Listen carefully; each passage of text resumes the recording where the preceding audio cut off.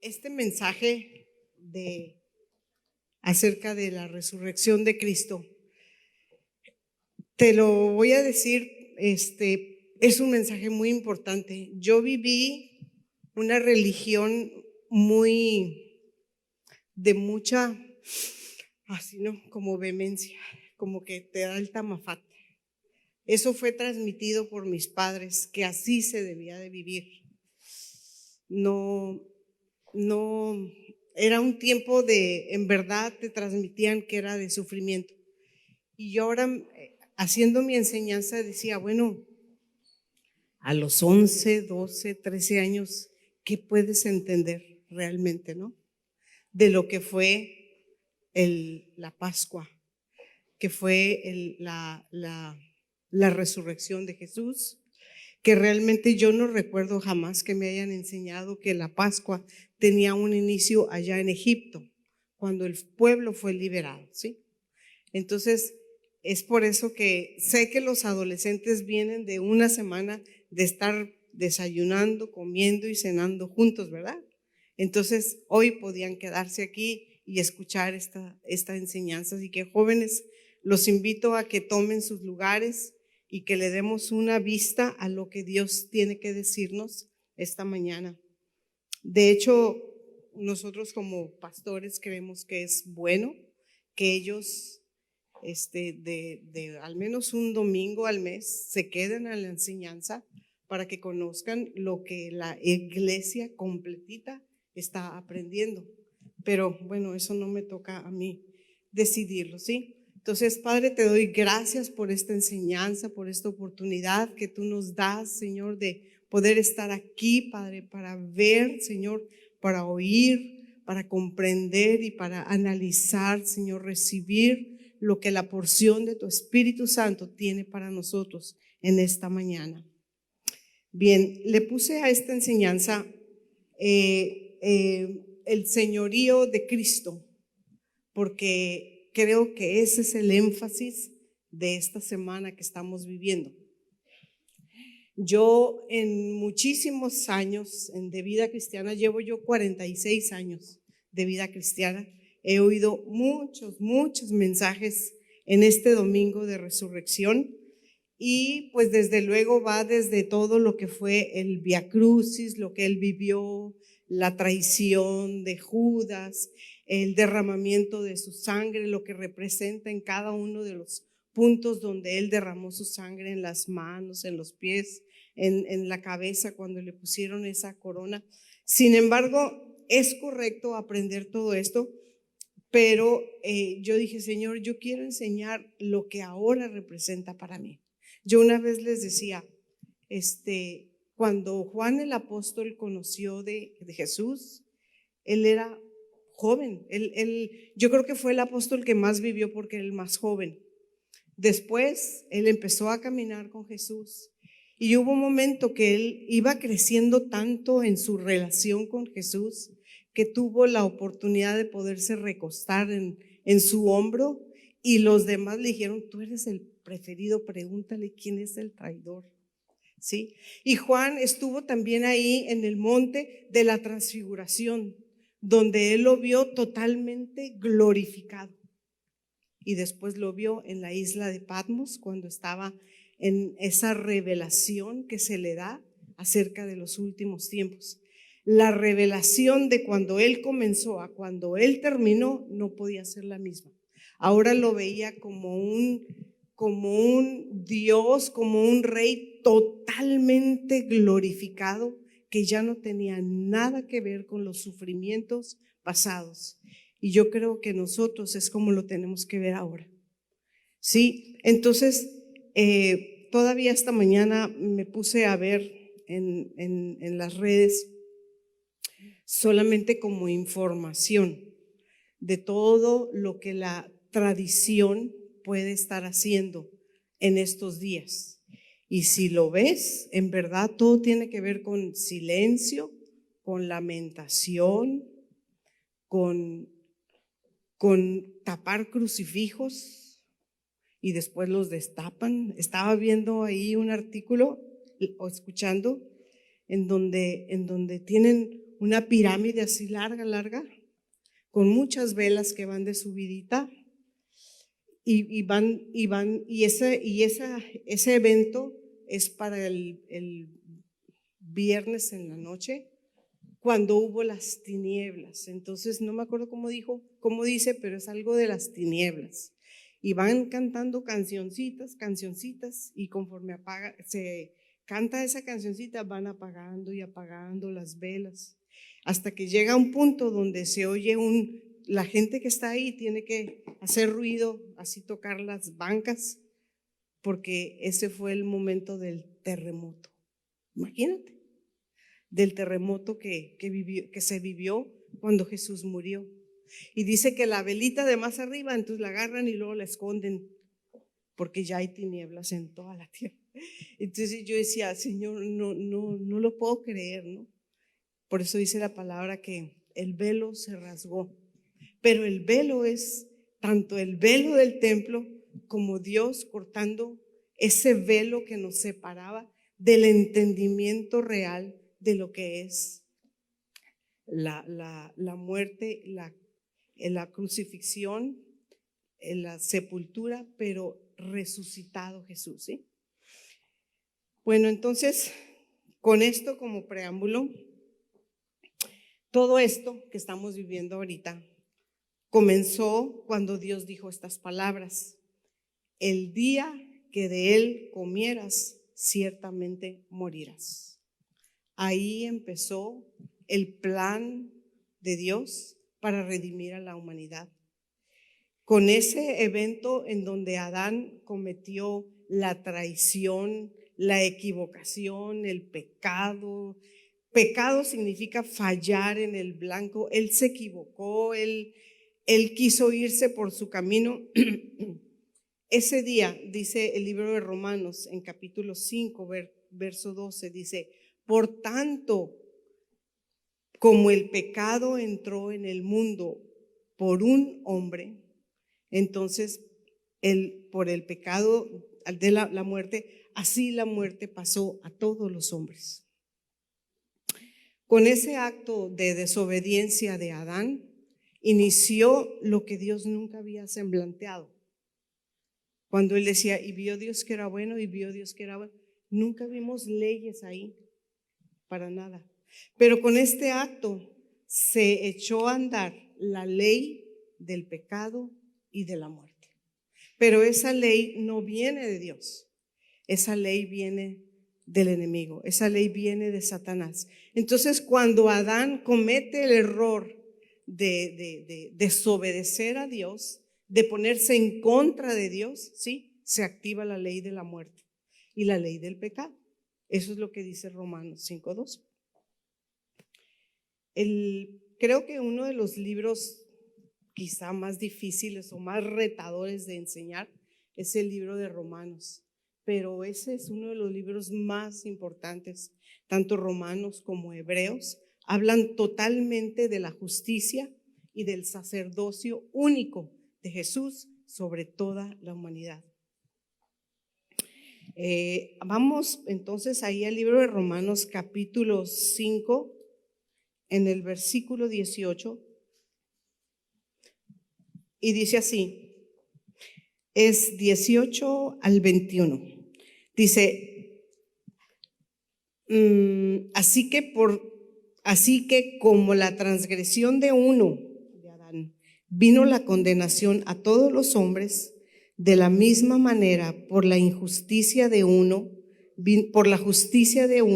vino a todos los hombres la justificación de vida.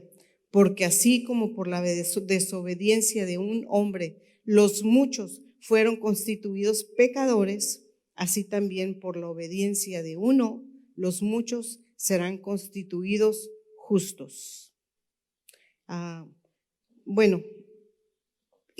Continúa diciendo, pero la ley se introdujo para que el pecado abundase, mas cuando el pecado abundó, sobreabundó la gracia, para que así como el pecado reinó para muerte, así también la gracia de Jesús reine por la justicia para vida eterna mediante Jesucristo, Señor nuestro. De este modo, Pablo nos revela que a través de los siglos y hasta el tiempo presente, el pecado ha estado reinando en el mundo. Nosotros ahorita nos preguntamos, bueno, ¿qué le pasa al mundo? ¿Por qué hay tanta maldad? ¿Por qué hay tanto odio? ¿Por qué hay tanto pleito? ¿Por qué hay pues porque es esa ley. Esa ley se introdujo en el mundo y ha pasado a toda la humanidad.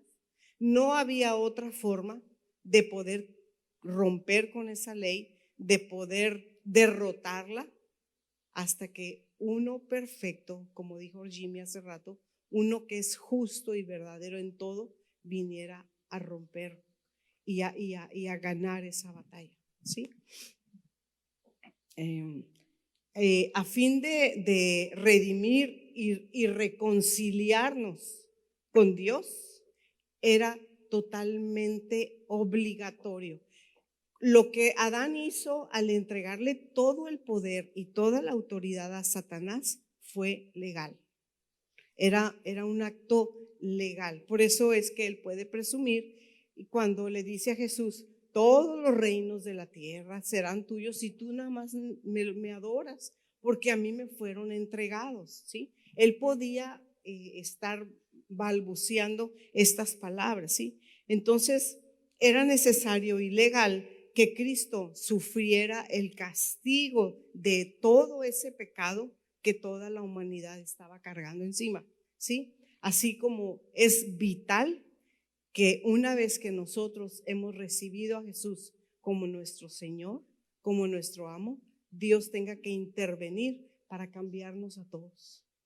Dios nos ama tanto, tanto, tanto, que así como le recibimos cuando venimos a Él, que no hay diferencia, para Él no hay pecados grandes ni chicos, tal y como somos, Él nos recibe, pero a partir de ahí Él comienza una transformación a través de el revelarnos su palabra y de hacer que nosotros seamos vivificados por dentro, en nuestro espíritu, en nuestro hombre interior, por el Espíritu Santo, ¿sí?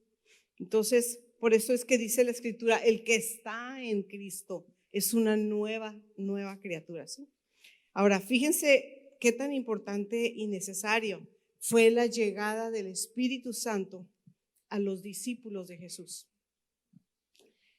Ellos se dieron cuenta que lo azotaron, que lo flagelaron, que laceraron sus espaldas. Se dieron cuenta que vivió un juicio injusto en donde todos se burlaban de él, lo escupían, le hicieron toda clase de maldades. Después vieron que fue crucificado, que le lanzaron una lanza y traspasó totalmente su corazón, su cuerpo.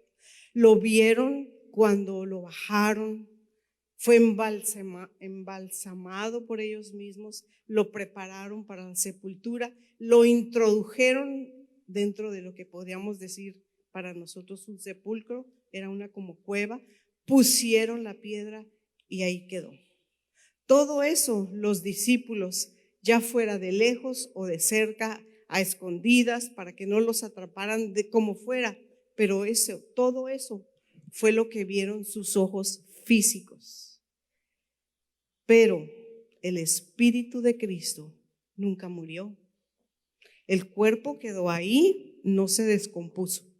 Él tuvo que experimentar una muerte natural sin haber sido condenado por sus mismos pecados. Pero el Espíritu de Cristo, ¿qué era lo que estaba haciendo cuando todo eso estaba sucediendo? ¿Alguna vez te has hecho esa pregunta?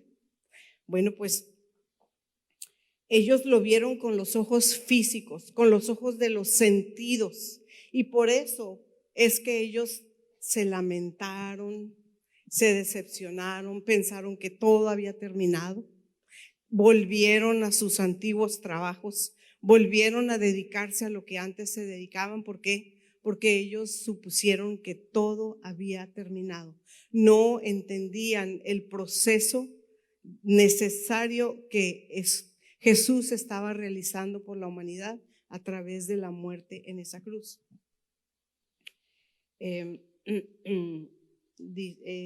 aquí en Primera de Corintios, quiero que vayamos ahí, porque todo está respaldado por la palabra, y por eso es que podemos entender ahora y vivir ese triunfo, porque todo está escrito.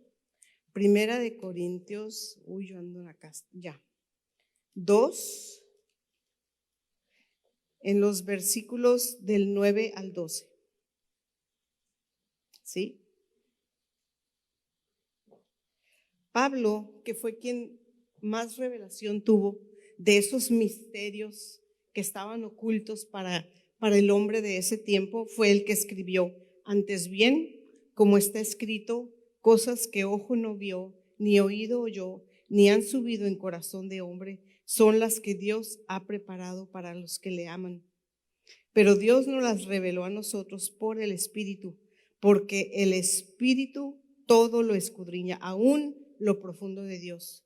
Porque ¿quién de los hombres sabe las cosas del hombre, sino el Espíritu del hombre que está en él? Así tampoco nadie conoció las cosas de Dios, sino el Espíritu. Y nosotros no hemos recibido el espíritu del mundo, sino el Espíritu que proviene de Dios, para que sepamos lo que Dios nos ha concedido, ¿sí? Entonces, Dios comienza a revelarse a través de la presencia del Espíritu Santo, cuando el Espíritu Santo ya viene a llenar a los hombres, y era forzosamente necesario que el Espíritu Santo se revelara. Fíjense, ¿se acuerdan cómo hemos conocido la conducta del apóstol Pedro? Cómo él se escondió para no ser apresado, cómo aún negó que conocía a Jesús, tenía miedo, se le juntaron los amigos, ¿no? Pero aquí en el libro de los Hechos, en el capítulo 2, cuando viene la presencia y la llenura del Espíritu Santo a estos mismos discípulos que estaban totalmente, se sentían que todo había acabado porque habían visto que su maestro había muerto, ¿sí?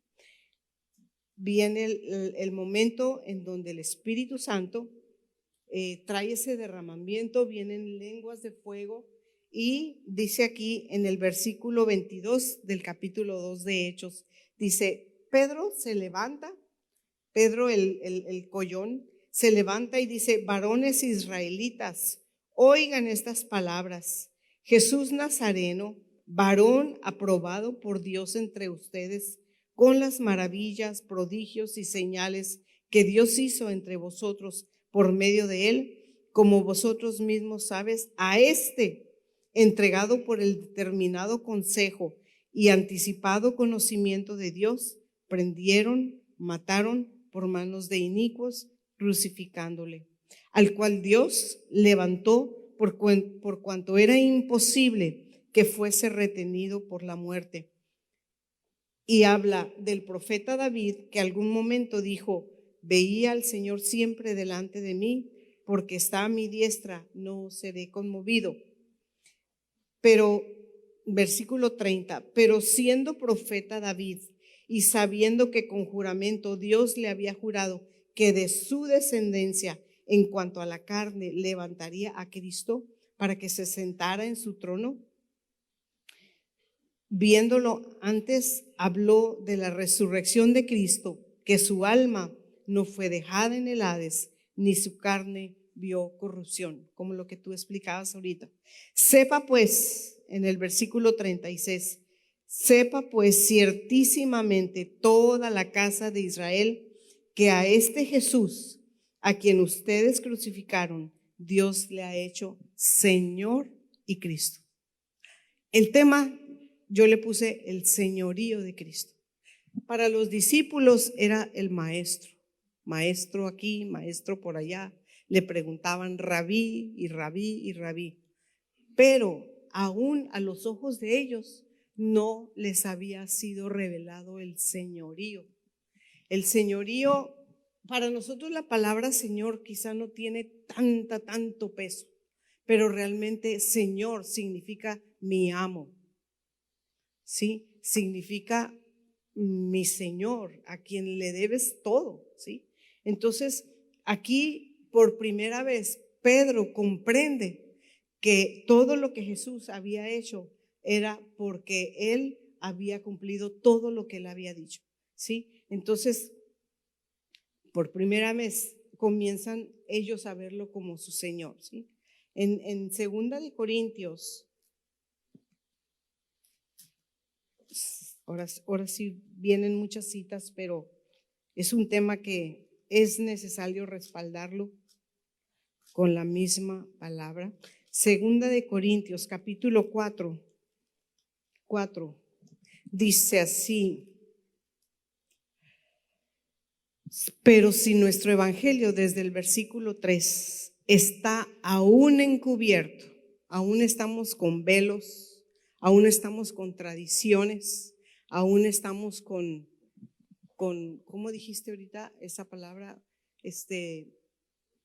Religiosidad, o estamos simplemente en ese duelo de decir que Jesús murió y que está en una cruz, ¿verdad? Dice, pero si nuestro evangelio está aún encubierto, entre los que se pierden está encubierto. Jesús vino, Él vino a morir. Si tú me preguntas cuál fue la misión de Jesús de venir al mundo, de despojarse de su deidad, de su señorío, Él vino a morir por nosotros, ¿sí? Entonces dice, si nuestro evangelio está encubierto, entre los que se pierden, entre los que se conforman con una religiosidad, entre los que se conforman con esperar a que llegue la Semana Santa, para ver películas de Jesús, para ir a hacer mandas o simplemente sacrificar algo. Yo me acuerdo en mi casa, en esa semana,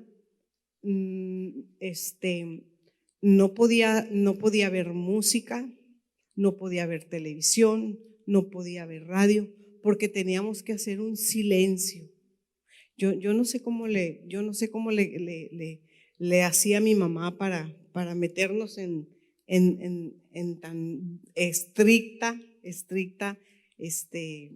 regla, ¿sí? Porque éramos 8 hijos y algún día fuimos niños y todos los niños somos gritones, ¿sí? Entonces, dice, nuestro evangelio entre los que se pierden está encubierto, en los cuales, dice así, el Dios de este siglo cegó el entendimiento de los incrédulos para que no les resplandezca la luz del evangelio de la gloria de Cristo, el cual es la imagen de Dios, ¿sí? Entonces te das cuenta cómo tenemos mucho trabajo, mucho en llevarle las buenas nuevas, en hablarle a la gente de lo que verdaderamente significó la semana que nosotros le llamamos la Semana Santa, la semana de recordar el sacrificio de Jesús por nosotros. Mira, Jesús fue a la cruz y murió ciertamente como un cordero, pero Él resucitó siendo Señor de todo. Por eso en la Biblia leemos que Jesús es Señor arriba en los cielos, en la tierra y en lo que está debajo de la tierra, ¿sí? Él vino y lo llenó todo. Satanás pensó que lo había derrotado, sin embargo, él, dice la Escritura, que bajó a las partes más bajas de la tierra y les predicó a todos aquellos que habían muerto, sin esperanza, sin conocer de Dios, sin el verdadero evangelio, ¿verdad? Aquellos a quienes dice la palabra que nunca oyeron de Él, Él mismo fue y les predicó a ellos. Entonces, ¿dónde estaba Jesús? ¿Dónde estaba? Su cuerpo estaba ahí, seguramente, ¿verdad? Pero el espíritu de Él fue el que bajó a las partes más bajas. Y como espíritu, seguramente ese esplendor que Él tenía, esa grandeza de ser Dios mismo, hizo que muchos se levantaron. Porque de hecho la Escritura en Mateo 27 dice que dentro de las cosas sobrenaturales que sucedieron esas 6 horas que él estuvo en la cruz fue que hubo muchas tinieblas, muchas tinieblas, como 3 horas de tremenda oscuridad.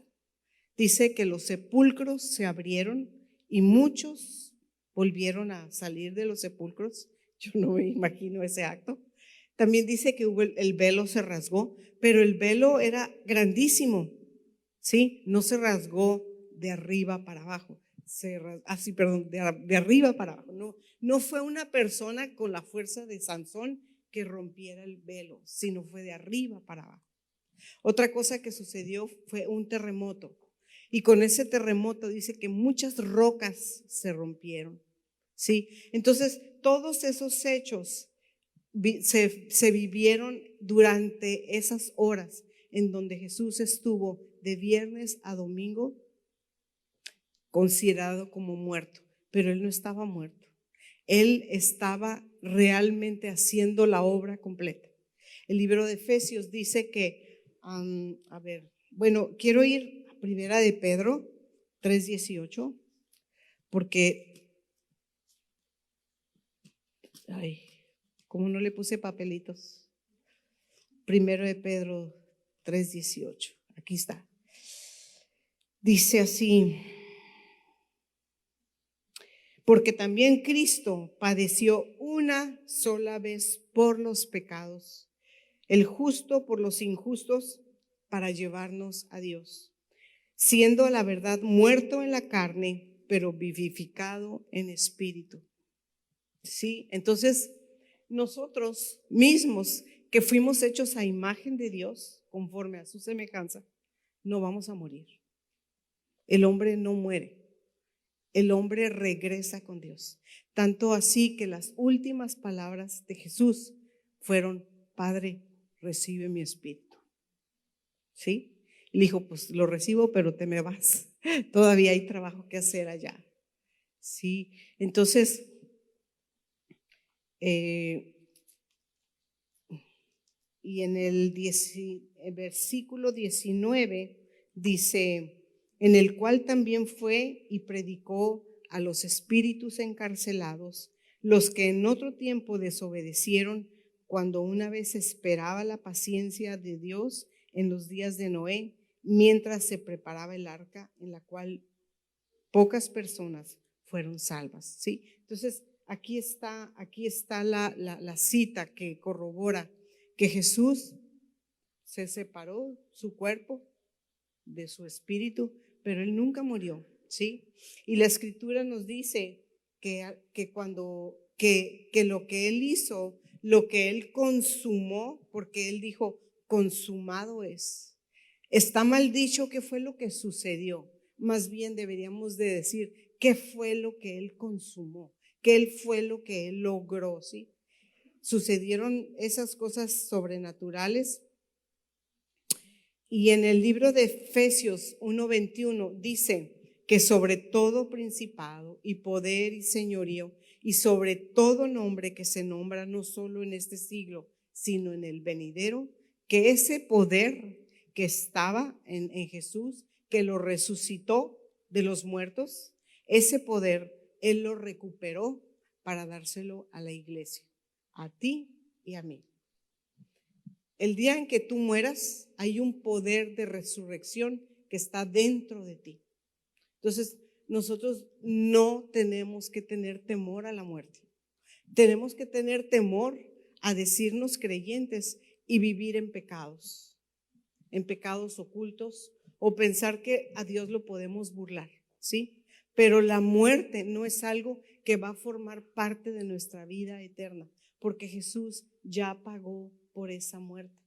Todos los pecados de toda la humanidad, como dice ahí en Romanos, que si la muerte por la desobediencia de un hombre entró y eso nos hace iguales a Adán, entonces a todas las generaciones pasó esa muerte.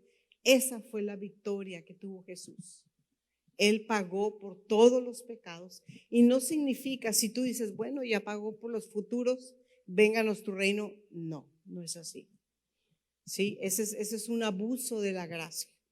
Por eso hay muchas personas que piensan o que les conviene decir que la salvación no se pierde, porque de todas maneras los pecados que todavía voy a cometer, pues ya me los perdonaron, ¿sí? Eso está equivocado. Aquí estamos en Efesios todavía. El libro de Efesios es un libro muy importante para leerlo muy detenidamente y saber lo que tenemos ahora en Cristo, ¿sí? ¿Sí? Entonces, a ver, aquí en Efesios, ay Dios, mira, es que hay unas hojitas que están ahí medias. Aquí está. Efesios capítulo 2, del versículo 12 al 19, dice, en aquel tiempo, ¿cuándo es aquel tiempo? Cuando no le conocíamos, cuando no le habíamos hecho Señor de nuestras vidas, cuando todavía nuestra naturaleza estaba identificada con el pecado original de Adán, ¿sí? Dice, en aquel tiempo estaban sin Cristo, alejados de la ciudadanía de Israel y ajenos a los pactos de la promesa, sin esperanza y sin Dios en el mundo. Pero ahora, en Cristo Jesús, ustedes que en otro tiempo estaban lejos, han sido hechos cercanos por la sangre de Cristo, porque Él es nuestra paz, que de ambos pueblos hizo uno, derribando la pared intermedia de separación, aboliendo, o sea, quitando en su carne las enemistades, la ley de los mandamientos expresados en ordenanzas, para crear en sí mismo de los dos un solo y nuevo hombre, haciendo la paz. Y mediante la cruz, eso fue lo que hizo, reconciliar con Dios a ambos en un solo cuerpo, matando en ella todas las enemistades. Así que, dice el versículo 19, así que ya no son extranjeros ni advenedizos, sino conciudadanos de los santos y miembros de la familia de Dios. Esto es lo que hizo el Espíritu de Cristo, que viene a vivificarnos a nosotros. Satanás no pudo hacerle nada, al contrario, la Escritura dice que el acta de decretos, imagínate que alguien, estás a punto de morir porque ya te toca, ¿verdad? Y llega un buen samaritano y te dice, oye, ¿sabías que hay un acta enorme de decretos en contra tuya y ahorita vas a ir y te vas a topar con ella? ¿Qué harías?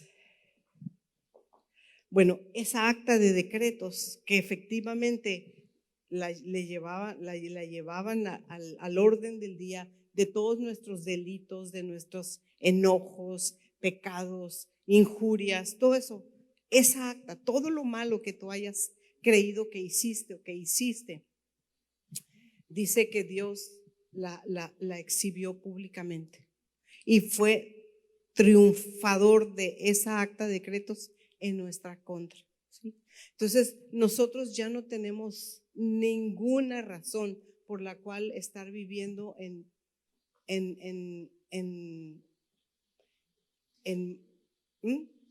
incertidumbre o en miseria. O sea, la Pascua no es un momento para estar de duelo.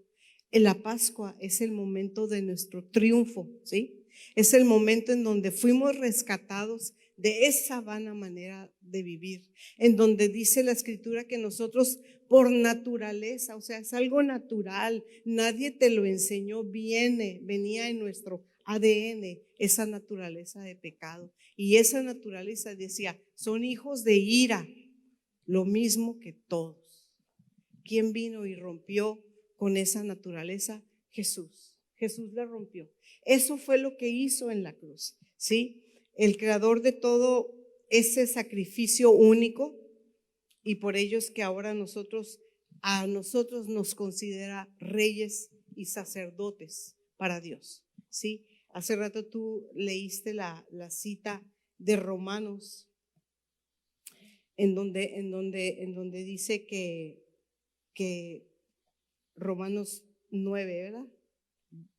Que si nosotros confesamos a Jesús como nuestro Señor y Salvador, ¿sí? Jesús es Señor en los cielos y en la tierra y debajo de la tierra. Entonces la palabra Señor quizá no tenga ese peso tan grande que tuvo para los discípulos. Sé que el pueblo de Israel en la actualidad no puede nombrar el nombre de Dios. Y ellos utilizan la palabra Elohim, pero el nombre de Dios no les es permitido nombrarlo. Y de hecho, cuando ellos no nombran uno de los nombres de Dios, siempre hacen una reverencia. ¿Sí? Y sabes que tienen tan en el corazón la escritura, y en la escritura dice: Dios no tomará aquel que tome su nombre en vano. Entonces nosotros lo hemos hecho nuestro amo, nuestro Señor, nuestro único y suficiente Salvador. No tenemos que hacer mandas, no tenemos que hacer sacrificios, no tenemos que hacer cosas para ganarnos el ir al cielo. El cielo, nosotros ya estamos, dice la escritura, estamos sentados en lugares celestiales con Él, porque Dios nos ve como la obra terminada, nos ve completamente con Él sentados, y Él está a la diestra de Dios, en la parte, a la mano derecha de Dios. Ahí está Jesús en ese trono, ¿sí? Entonces Él totalmente venció.